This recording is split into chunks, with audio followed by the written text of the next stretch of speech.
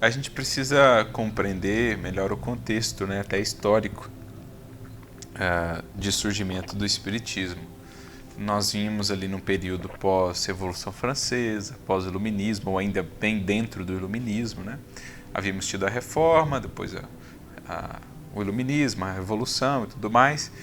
Então, como você mesma disse, era um momento de muito culto à razão em detrimento da fé, como se a fé representasse um passado supersticioso, ignorante da humanidade que deveria ser deixado para trás. Desprezando, digamos assim, tudo que dissesse respeito à fé, inclusive as coisas boas, o aspecto do sentimento, a questão da transcendência.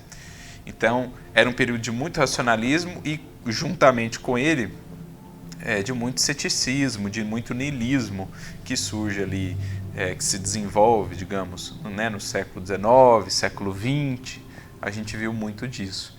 Então, a gente vivia como que outro extremo, depois de muitos séculos de uma fé bem dogmática, bem fechada, cristalizada em alguns aspectos, a humanidade foi para um outro extremo, meio que desprezando todo esse passado, todas essas questões atinentes à fé, e agora colocando a razão num pedestal como se ela fosse infalível, como se ela fosse a última solução para todas as questões, colocando o ser humano, o antropocentrismo, né, o ser humano no centro.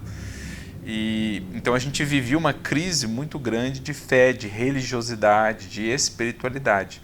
O próprio Leon Denis, no seu livro Depois da Morte, na primeira parte ele tem um capítulo chamado A Crise Moral, em que ele descreve ali um pouco do que foi esse contexto de efervescência e de uma grande crise mesmo moral, da fé, da espiritualidade que existia. E muito disso por quê? Porque, embora a religião ou as religiões sempre trouxeram contributos valiosos para a humanidade, especialmente no que diz respeito ao sentimento, a humanidade chegava num momento em que ela precisava também de respostas mais lógicas, mais racionais às suas indagações. Certas visões de Deus, da vida, das leis divinas que a gente trazia pareciam já não fazer mais sentido diante daquele momento de tantas descobertas sobre o universo, sobre as leis que regem a matéria, né? Então, a própria questão do geocentrismo, de repente a gente percebe que a Terra não era o centro do universo, né? Galileu e outros vão questionando essas questões.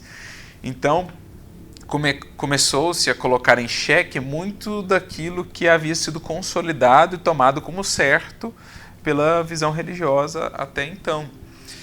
E aí surge esse choque, né? A religião que falava ao coração, mas talvez não trazia respostas à razão, à inteligência.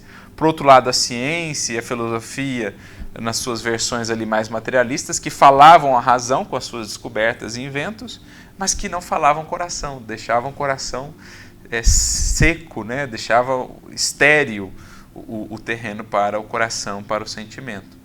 Então, era preciso uma força que conjugasse as duas coisas. Era preciso uma nova proposta que mostrasse ou extraísse o melhor de cada parte e mostrasse à humanidade que, na verdade, elas não são concorrentes. Essas duas alavancas ou essas duas potências, a ciência e a religião, elas são, na verdade, dois instrumentos que Deus nos dá, cada uma estudando um objeto em específico, a ciência mais voltada para a matéria e as leis que lhe dizem respeito, a religião mais voltada para o espírito ou para o mundo espiritual e as leis que lhe dizem respeito, e elas são como que dois rios que cedo ou tarde vão se juntar, desaguar um no outro para juntos caminharem em direção ao mar.